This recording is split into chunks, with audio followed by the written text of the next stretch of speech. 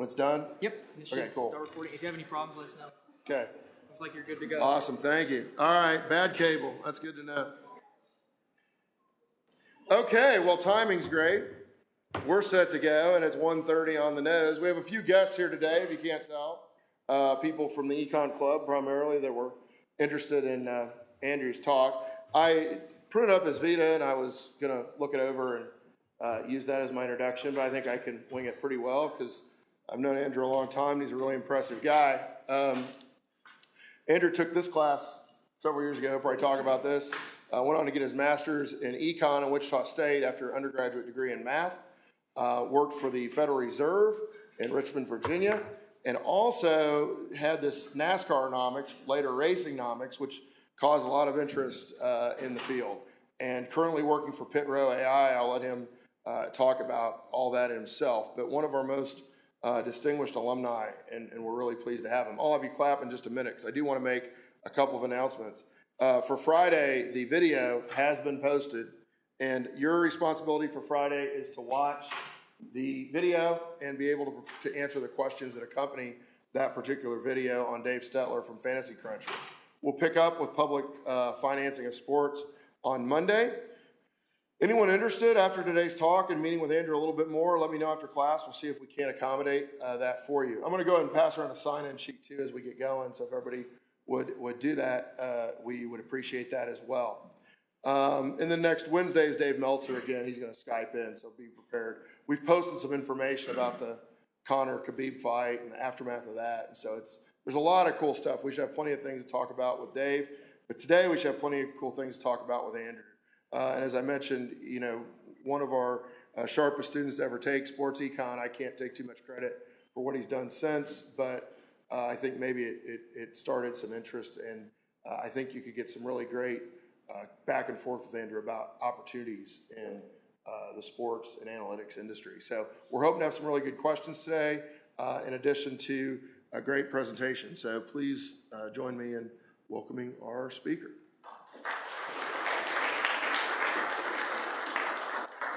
All right, test. Can everybody hear me all right? Yeah, in the back. Okay. If I start to trail off, just yell, Andrew.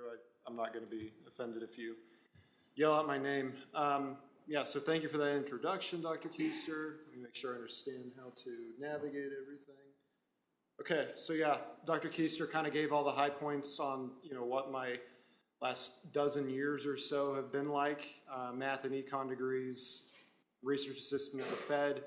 Studied housing markets, specifically in the Great Plains while I was there, and I also participated in some financial stress testing exercises, i.e. the Dodd-Frank Act, which was pretty big back then, right after the crisis.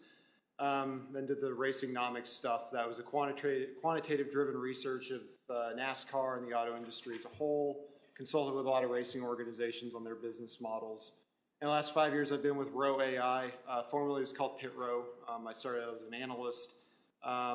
Basically, just a lot of kind of boots on the ground, you know, writing different mathematical functions and models, econometric functions, day to day. In the last year and a half, I've been the technical director, so I oversee a lot of the technical aspects, the day-to-day technical aspects of a lot of our different products that we build. So my company, Rho AI, we're a software company. I guess our tagline is next level insight through accurate, unique, fast data. Generally what that means is we intake a lot of data in real time in different industries, and we build mathematical functions, econometric functions with those data, remodel them every few minutes to determine what, you know, the optimal solutions, optimal actions are for, you know, the various industries that we're in. Founded about 5 years ago. Flagship program was a piece of NASCAR software that teams would use to determine, you know, what the optimal strategy was during a race. What lap do you want to pit on? Should you pit for 4 tires, 2 right side tires, just take gas or not even pit at all? Off and on throughout the history of the company, we've done a lot of DFS modeling, daily fantasy sports gambling. Starting to slowly get back into that for a variety of reasons the last few months, mostly because it's a lot of fun. And then what we realized last 3 years or so, 3.5 years, was that we could build a lot of different software products, not just in racing or in sports. So, for example, I live in Arizona currently. We have a partner down there that builds these solar panels that grab water vapor from the sky, convert it to clean drinking water, thus providing various communities that don't have access to clean water, access to clean water. What we learned was that this kind of ability to take intake data in real time and apply econometric functions of those data allowed us to provide real-time insight to determine how to situate those solar panels on a minute-by-minute basis to get the most clean drinking water possible. So over the years, we've evolved and added a lot of different projects kind of based off of that flagship software. One of those products that we've built in recent years deals with sports media rights modeling, and we call it the RightsWise terminal. It's kind of a play off of the Bloomberg terminal. I don't know if anybody who knows what the Bloomberg terminal is, but it's kind of like Google Finance on steroids, if you want to think of it like that, or Yahoo Finance, whichever you choose. So basically what it does, it provides real-time valuations of sports media properties. For example, ESPN pays a heck of a lot of money to have the rights to Monday Night Football. They pay over $2 billion a year. What we're doing is we're evaluating every minute how much is that property actually worth. How much is the market truly valuating it at? So the terminal itself is proprietary, but I want to use this kind of class time to discuss the general framework of it. And I've left about 10 to 15 minutes at the end of class to go over questions if you have any technical questions or anything else about it. Why is it important? Why are we talking about this? Right now, or at least up until the last couple of years, this whole media rights market was based off of intuition of industry experts. And what we intend to do is complement those industry experts, not substitute, but complement those experts with rigorous data-driven econometric models based off of previous contracts that determine the factors of the value of these contracts. And of course, there's a lot of cash involved in this industry currently, so it's definitely an industry we want to be in. Speaking of a lot of cash, over the years, the media rights market has grown substantially.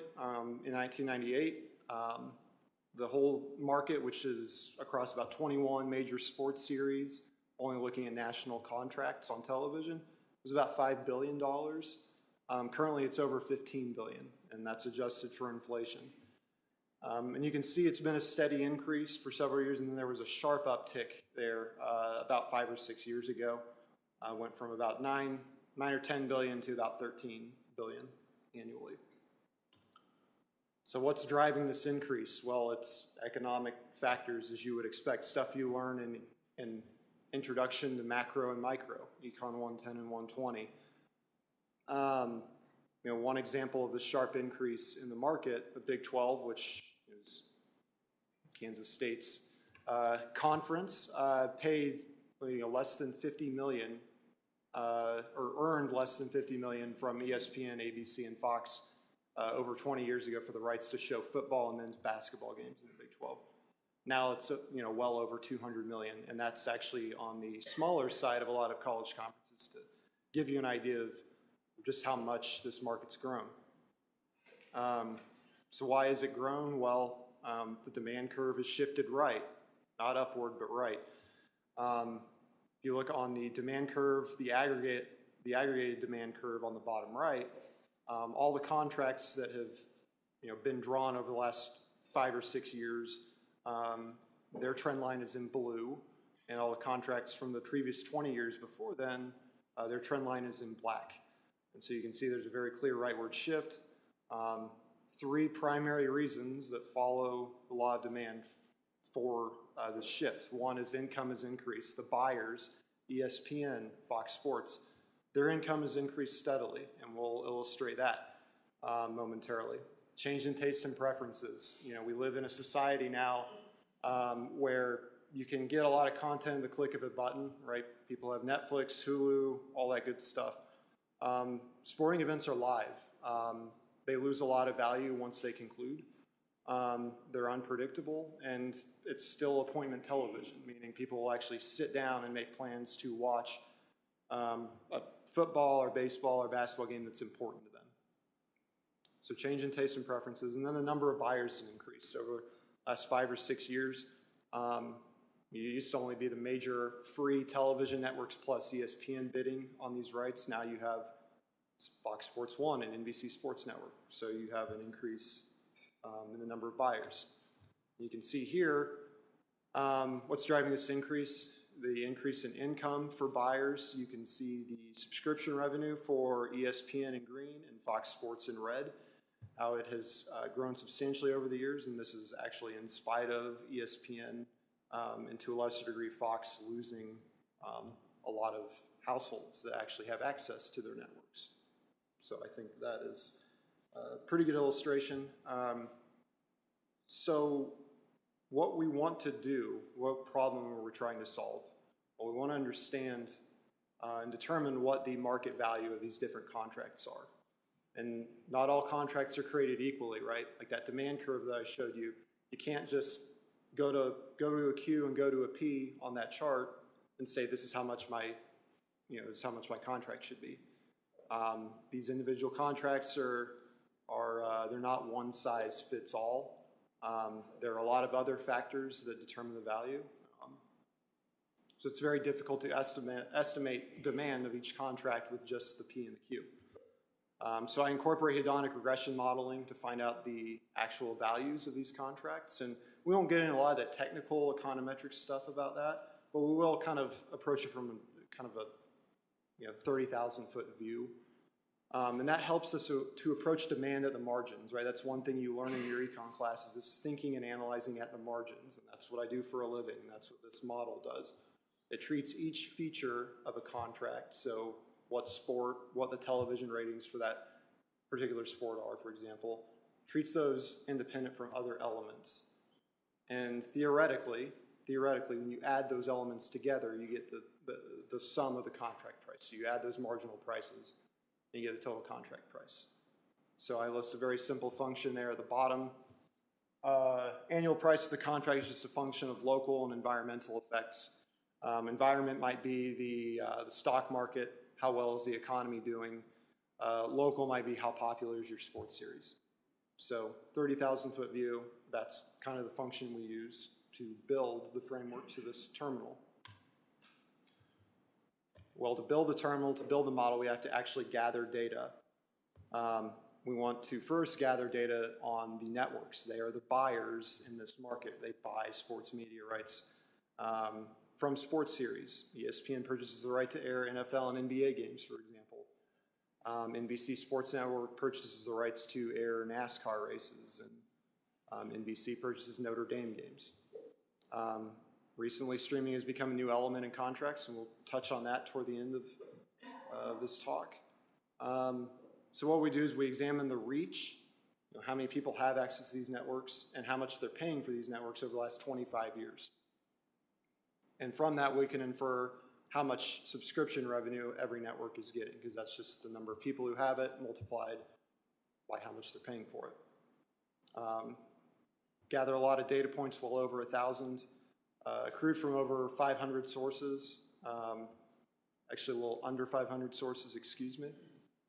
This data were collected manually. I spent, when we first started this project and building this software, we spent several hours at various public and college libraries trying to find this information. So this kind of ties into a lot of the research methods you might do in class, or you might have a research assistantship in grad school. The skills and tools you learn in those positions are very critical, and they will help you get a leg up in what you do professionally. So here's a list of the networks examined. You have the typical players, good mix of over-the-air free television, cable networks, syndication networks, although the syndication stuff is relatively non-existent by this point.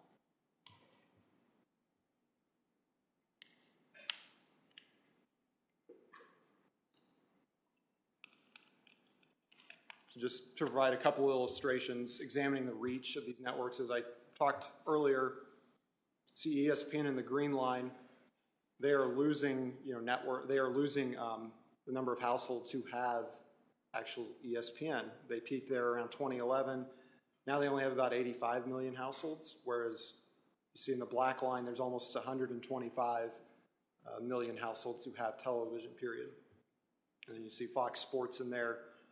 They peaked around 2013, and they've kind of leveled off, lost a little bit over the last few years. But as we talked about, you have the subscription revenue for all these different networks, adjusted for inflation, of course. You can see most of them continue to grow subscription revenue. Now, it's another story when you listen to some of these quarterly calls, like from Disney, and they talk about missing projections. That missing projections is different, but they are increasing subscription revenue annually, generally speaking. So now we want to gather our data on the sports series, the people who sell the rights. For example, NBA holds an agreement with Turner and Disney, TNT, ESPN, ABC. So that would be a traditional rights contract. Some series produce their own events like MLB Network. I think NHL Network still has some hockey games. We don't touch on those in this particular framework. And then occasionally series actually pay the network, so the seller actually pays the buyer to air their program. You'll see this with a lot of smaller networks or smaller sports series. For example, when Major League Soccer 25 years ago, when they were just new player, very small, they actually paid ESPN about $5 million a year to show their games, although that's obviously not the case anymore. So we also want to gather how popular these sports series are over a given period of time.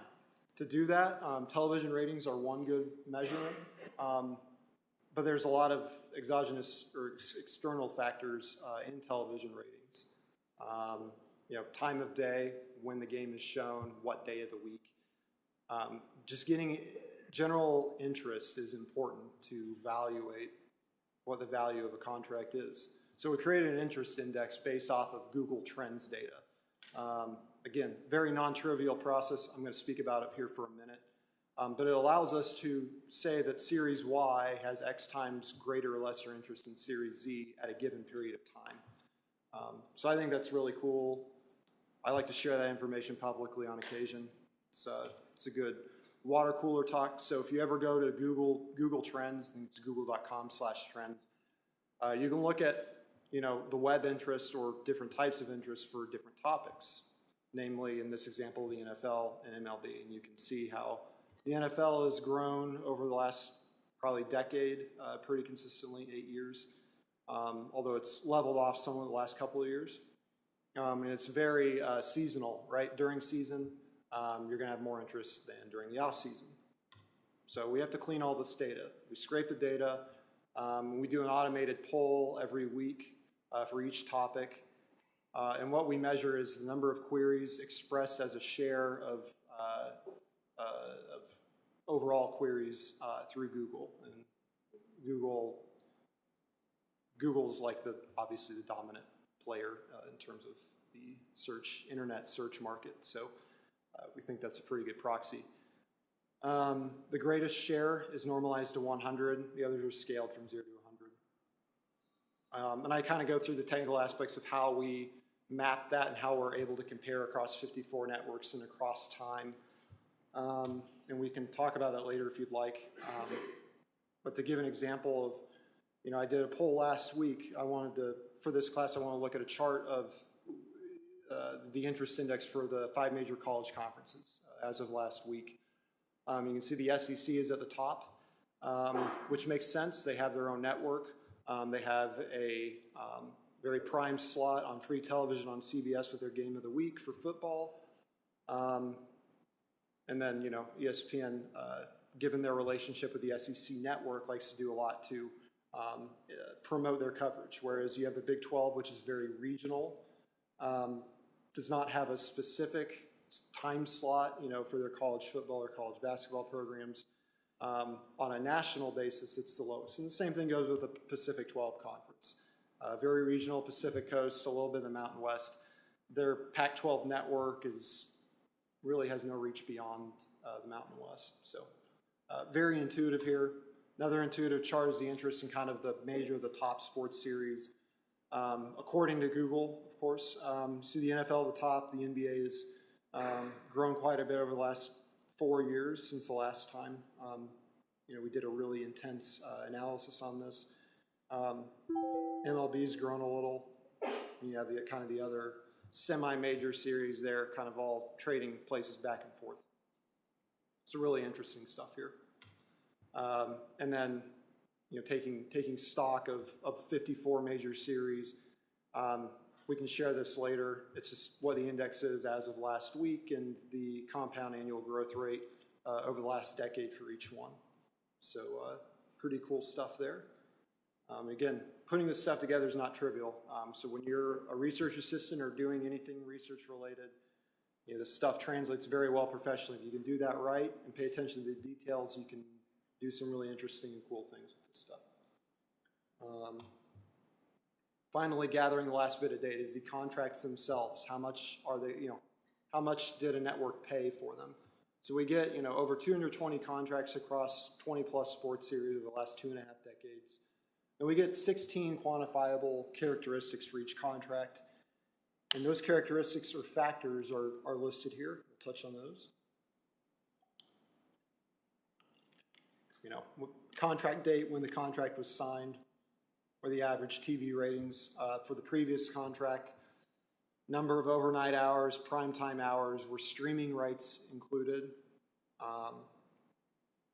length of the contract, overnight hours, which are worth considerably less, and all these other factors listed on here. One example of a contract, NBA with TNT and Turner Sports. It's the one they're currently in. They signed that about 4 years ago, worth almost $13 billion over 9 years, which is a lot. Renewal from the previous extension that the NBA and TNT had their average and peak TV ratings, all this good stuff. So hopefully this gives you an idea of what we're tracking or tabulating for each contract. And then our descriptive statistics for contracts. We won't go too much into this, but one thing I wanted to highlight, typical contract, median length of time is 6 years. Median annual value or annual price is $36 million. But if you look at the mean, it's 6 years and $170 million, right? So what does that tell you? Anybody have an idea when the mean is considerably different from the median? It means that there are some contracts that skew the data, right? It means that there are a lot of smaller contracts and then some big ones like the NBA and the NFL and MLB. And indeed, if we do a histogram of contract prices, you can see that. So what this histogram is plotting is the number of contracts in a particular contract size. And you can see on the x-axis, it plots the share of our total contracts that are in that bucket. So you can see over 75% of the contracts in the sample exchange at less than 200 million annually. So this kind of drives home that point of what a typical contract looks like, and it's kind of a fun little econometric lesson on, why the median can usually or sometimes be more telling than the mean of data. So I like that. I deal with that a lot. I actually usually use median values instead of means in a lot of my work. But now I'm getting on a tangent. So the annual prices follow a negative binomial distribution. We don't need to go too deep into this, but if you ever taken like an intro to statistics class or an econometric class, you know what a normal curve looks like, where just kind of you have a bell curve. Negative binomial distribution is where that bell is skewed significantly, very, very significantly one way or the other, to put it broadly. Couple of analyses that we want to do on the data before we actually model it and get results. I was kind of interested in the different interest metrics. You have the average rating, the interest index, cumulative audience. All of them, as you would expect, correlate positively to the annual value of a contract. The more people who watch, the more you're going to pay, ceteris paribus. But what we've learned is the cumulative annual audience is the strongest. Okay, so You take the average number of people who watch, you know, your typical programming and multiply that by the number of programs you have over a given year or given time period.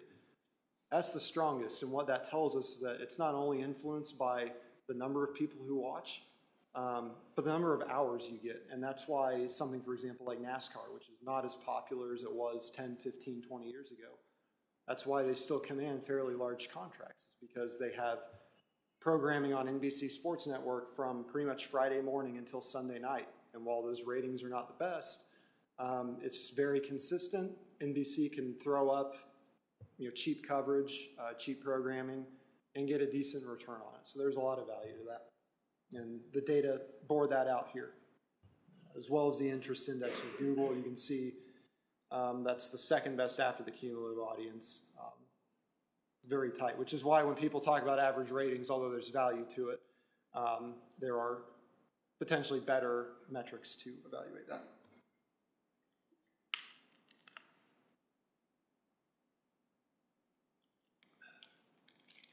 One other analysis that I think is really important, especially during this time period, the last few years. Networks that are paying a lot of extra money to get their to get media rights to cable networks. I want to look at the average, or I want to look at the hourly household price, meaning how much are networks paying per household per hour for a contract.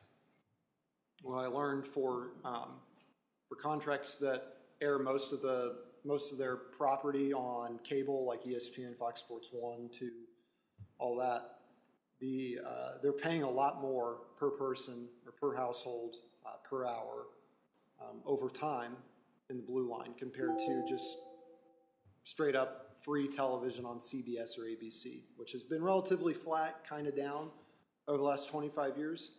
So that really, I think that's really interesting. I think it drives some of that point we made earlier about cable networks willing to pay a little bit more because they know without that kind of live appointment television viewing, they might hemorrhage subscribers even at a quicker rate than they are currently.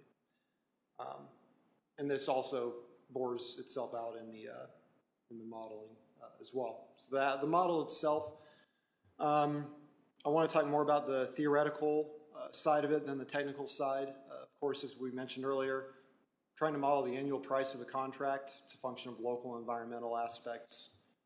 Using this generalized linear model because of the negative binomial fit of the data with our hedonic regression model. What we did when we started this up, and we still do it a few times a year, more than a few times, we meet with different industry experts, different networks and sports series, to make sure that what we see in the data is consistent with what they're seeing in reality. What I've learned professionally over the last 5 years is you can't just lean entirely into data, you can't just lean entirely into your gut feeling. It's got to be a mix of both, and we can talk about which one matters more, which one should be weighted more, but you got to have both. And that's really when our models started to improve, is when we actually met with people who have real-world experience with this. So it's a really good mix of, it's really great situation of people working together. I think it's really cool. And we identified these different potential factors, and I'll touch on a couple of them. The plus sign means that as that characteristic increases, you get more of it. We think the value of the contract will go up. For example, you see, as we discussed, the cumulative annual audience, as that increases, the price of the contract should go up. So you have that plus sign next to it. And there's some others, international events.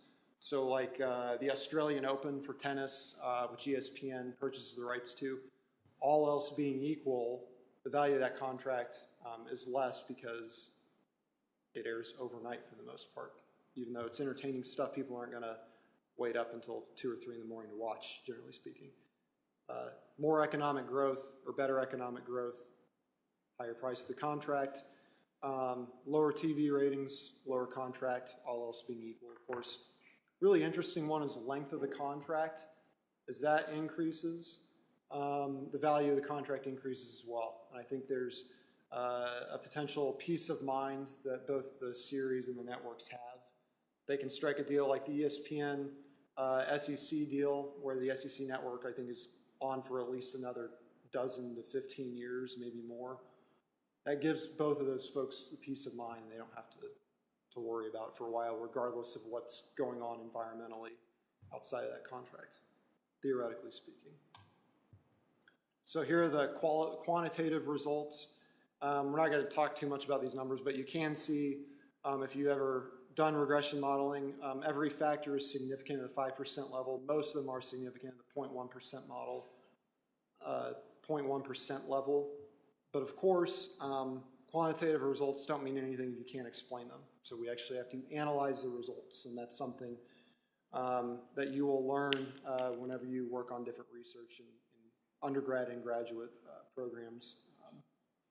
Takes a while for me to get good at it, but eventually you're kind of forced into doing it, and you have to realize that it's critical.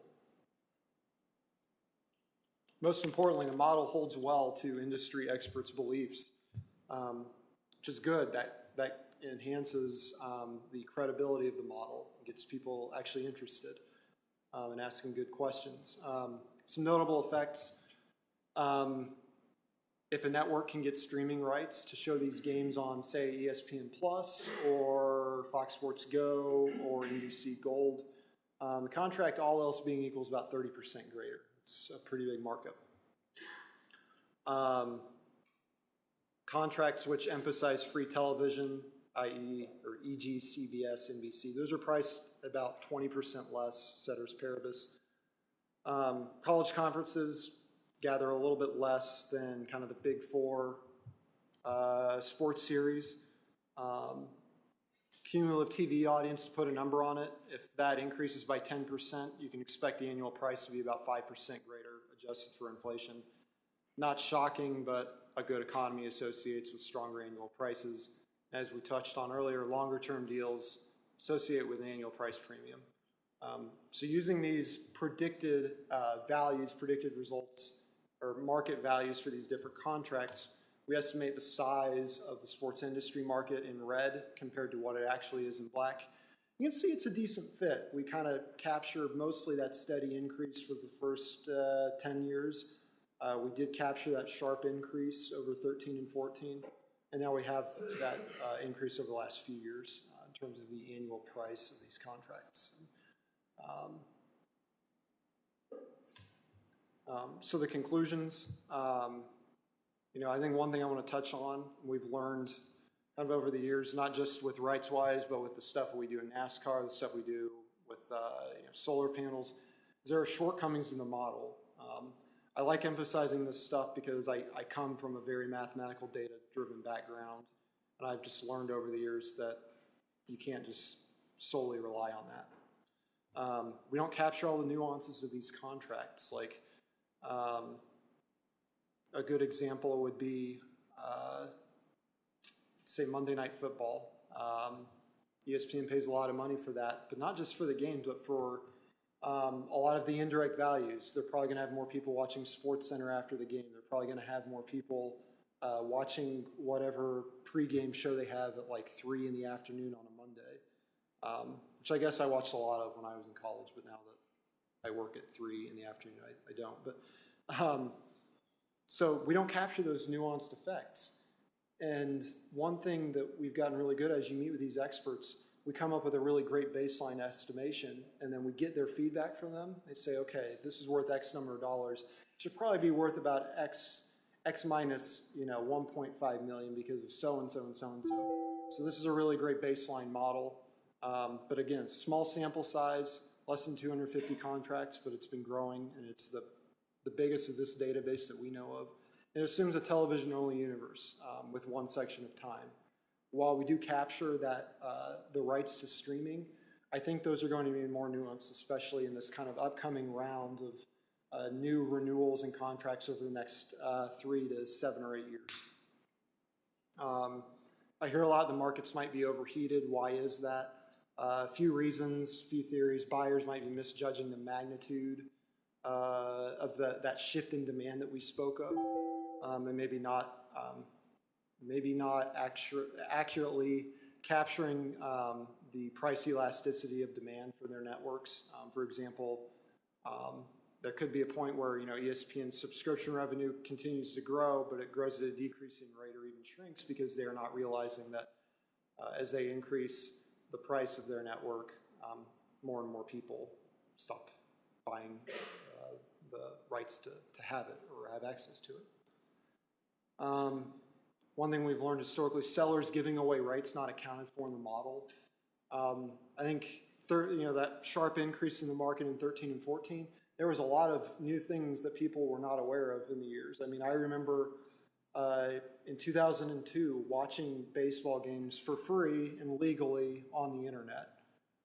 I think MLB, for example, realized that there's value and there's a small market for that, and so they should be charging networks if the networks want the rights to do that. So these networks, they have more information. You learn about things that you previously may not have realized you had access to. Adaptive, not rational expectations. There are a lot of cases where, for example, if a network and a sports series want to renew a contract because they're happy with each other, they might sit down for a day or two and just say, yeah, things are going well, let's do more of the same, and just increase the nominal value of the contract by 5 or 10% to account for inflation. That's very adaptive.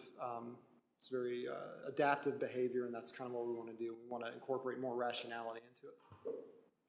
We also get questions sometimes, is there a bubble in this market? My short answer is probably not, because this question was asked 3, 4, 5 years ago, and the market is still doing fine. Most networks are locked in for the near and medium terms, and assuming that the contracts aren't reworked, there's not really anything that can change the size of the market. Importantly, very importantly, right now, series and networks are increasing revenue in other areas. ESPN Plus, for example, is ESPN's streaming, all-access network that they kicked off earlier this year. They have, I think they're bringing in almost $70 million in terms of annual subscription revenue, which compared to what they do on the TV side and compare to the size of this market is not much. But if they continue to grow it, that can offset a little bit of the lost subscription revenue they potentially might have.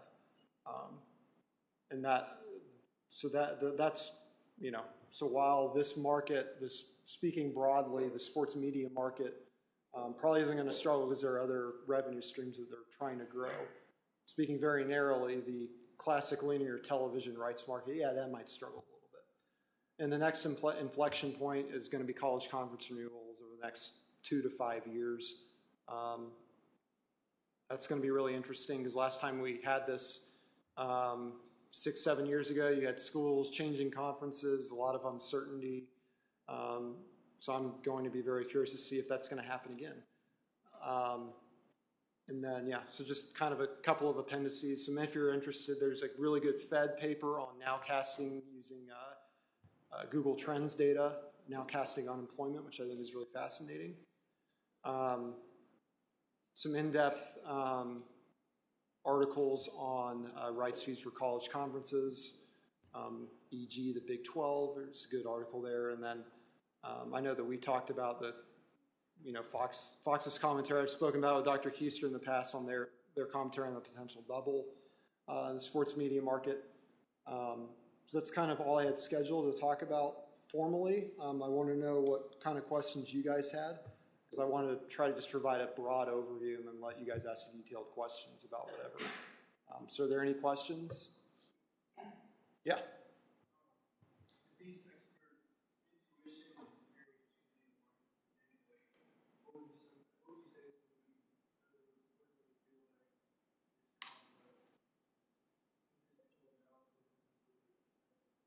Yeah, so there are, I probably should. So he's asking, if our data and our results align pretty well with, kind of expert intuition, and what's the reason for, having rights to this media terminal? What's the rationale for actually paying for it? One is that peace of mind, which we talked about, to make sure that in case there is a discrepancy, we can all sit down and have a conversation about it and figure out what's right, what's wrong. The other is, especially for a lot of the smaller sports series, like IndyCar, for example, those nuanced differences of just $500,000 or $1 million, that's a lot for those smaller series. So they will be willing to pay a certain fee to make sure that they get every single dollar. As far as the bigger conferences go, I think it comes back to that peace of mind, though, and just giving them an extra data point to say, okay, we're right, or if there's a discrepancy, let's meet with them and figure out what one of us or both of us has wrong. So it's a good question, though. Yeah.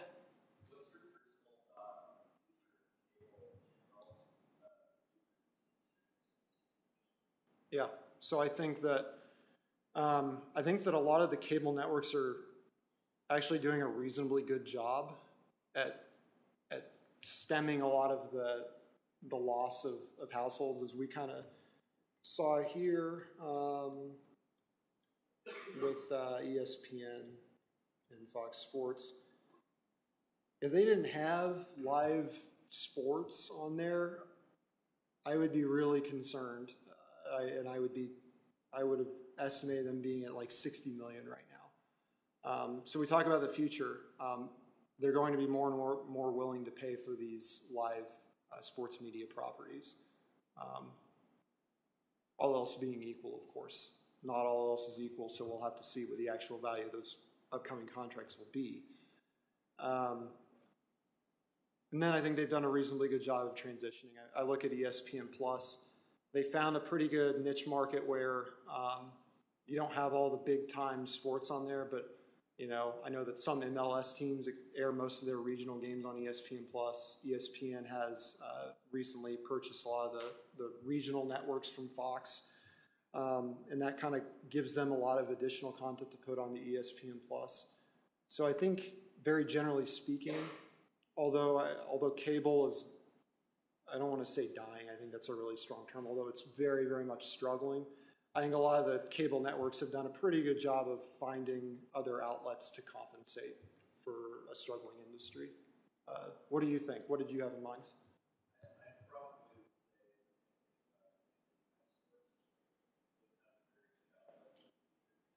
I think one, and I don't want to go into the details of it, I think the one exception would be cable news. They seem to be doing pretty well. But a lot of the other networks, I mean, whatever ABC Family's called now, free format, like those guys are struggling, and while they're keeping their subscription revenue relatively flat to down, they're having a really hard time hanging on to people. What other questions do we have? Yeah. So one question I had is, like, as far as your analysis from sport to sport, how does like a once in a generational talent like LeBron James or Conor McGregor, how does that affect the contracts for those different sports you see in college football or the NFL or NBA? It's a really good question. McGregor's not a once-in-a-lifetime talent. Well, okay. He's a once-in-a-lifetime promoter, possibly. He's not a once-in-a-lifetime talent. Yeah. He's got his butt kicked. That was the thing this past weekend, right? Him and yeah. I saw the important 10 seconds of that clip. And I'm not well versed with him, but I have heard of him. Especially whenever I go to Vegas, there's always talk about him. To answer your question, though, once in a lifetime guys like LeBron, who I actually watch basketball, so I know him a little bit more.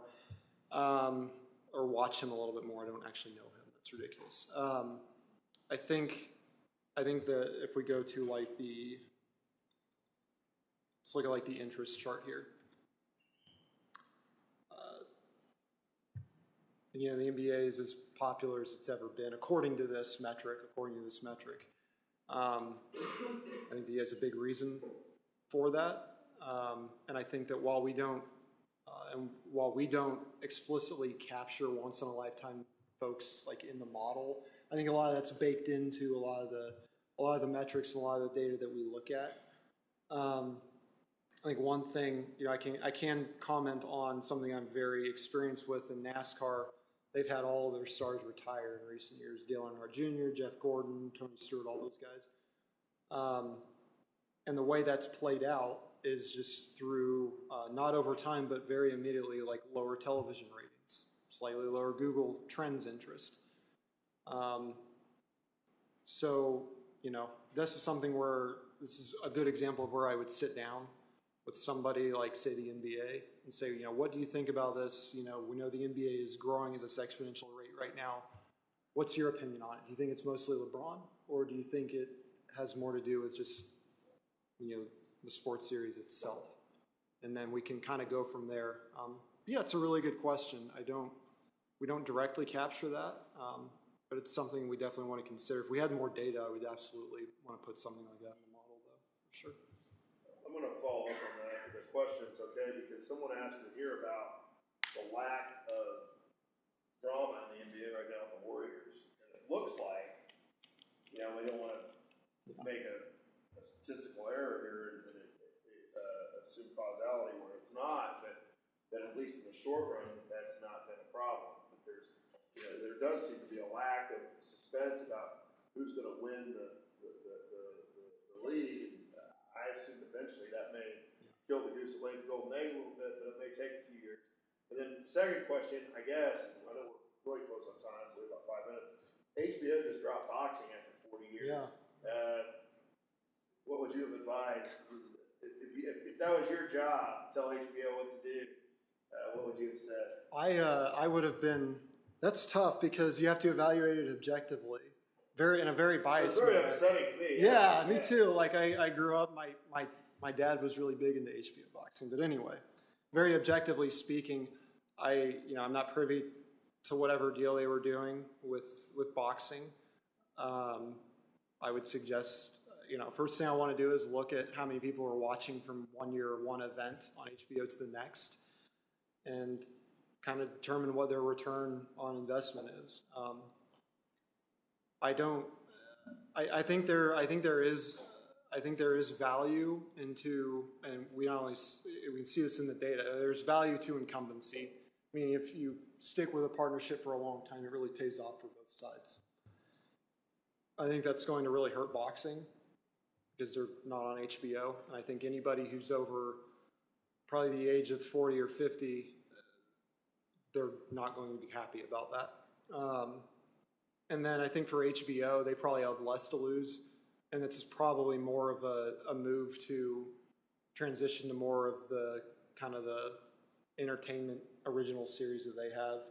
Because, 15 or 20 years ago, I know that HBO had, well, obviously Real Sports is the big one, but they had like a NASCAR show, they had a baseball specific show. Not a lot of those anymore, so it seems to me that HBO is just kind of done with sports altogether. They used to carry Wimbledon, that was a long Oh man, that's right, jeez. Yeah, and then I was going to say Wimbledon's on NBC, but that's not true. French Open is, and that's like a terrible contract. But yeah, so very personally, I am bummed to see HBO split from boxing. First question about the NBA, the outcome being predictable, right? I agree. I think that has a wear on people over time. Like, we're not projecting interest values on this chart. Just to give one data point, the Golden State Cleveland series, it's run like 3 years in a row now for the finals. This year didn't draw a huge crowd. It was like the lowest it had been in 5 years. The NBA finals have been in 5 or 6 years. And that's including the first game, which was actually very close. So yeah, I think we're definitely seeing that effect with the NBA. And so they might want to look into more regulations to prevent a super team of that caliber from ever happening again. Yeah. So do you think that's why, like networks like ESPN that share a lot of games, they've been pushing theirs so far that like Boston's going to be able to challenge Wednesday and all that? Yeah. Anything, just very generally speaking, anything that they have access to, they're going to want to push people to watch more of that. It's good for them, and I don't think the networks, the sports series hate it because it's good for them to get that coverage. Yeah. Yeah, last one, right?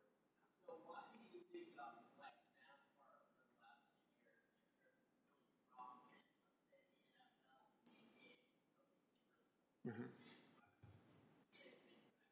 So he wants to know why interest in NASCAR has dropped over the last 10 years versus increase in the NFL and NBA. NASCAR side, that's a very, very complex, there's a very complex answer, but generally speaking, I think automobiles are viewed more as a utility than as kind of, a toy for, nowadays. The other thing is they're on really small networks. Like they've been on NBC Sports Network for the last 3 years, most of their races. A lot of people don't have access to that. There's a long-term effect. Fewer people are watching your stuff, fewer sponsors, fewer people care because it's just not in the mainstream as much. And then where they've lost a lot of star power very quickly over the last 2 years. And UFC is going a lot more to streaming, so this might be an interesting topic when we have Dave Meltzer here next one, because it's the same type thing. Are they going to eventually alienate some of their audience with less of the broadcasting stuff? Folks can stick around and ask questions. I don't think we're in a big rush to get out of here, but let's thank our speaker. If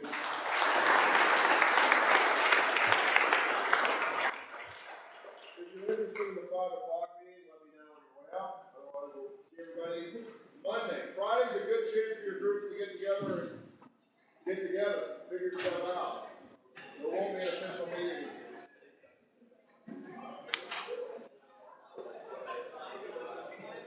Should have got off my email. Every time I got an email, it's that little ding. I was wondering. That's my email. Yeah. Stop recording. Yeah. What are the groups